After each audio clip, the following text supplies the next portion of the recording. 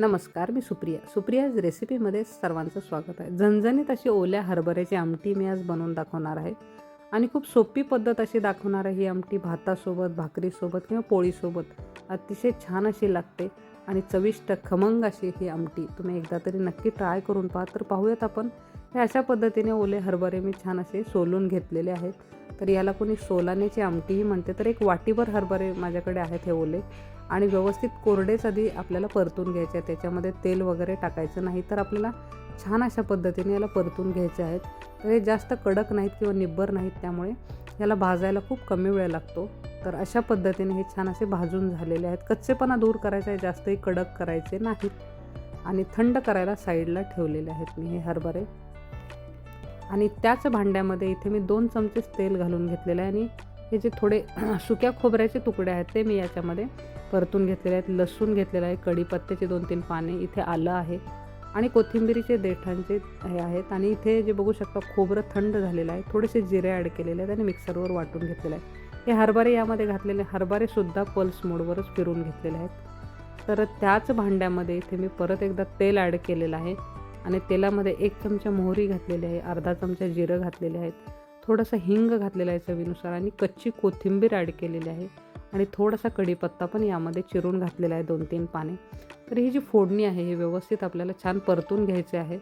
आणि इथे बघू शकता याच्यामध्ये आपल्याला अर्धा चमचा इथे हळद घालून घ्यायची आहे आपल्याला.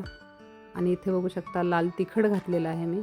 इथे 1 चमचा लाल तिखट आणि 2 चमचे काळा मसाला घातलेला आहे. तुमच्याकडे साठवणीचा कुठलाही मसाला किंवा गरम मसालाही ॲड करू शकता. हे छान परतून घ्यायचं आहे आपल्याला आणि लगेचच हे जे वाटण आहे मिक्सरमधलं ते मी याच्यामध्ये घालून घेतलेलं आहे.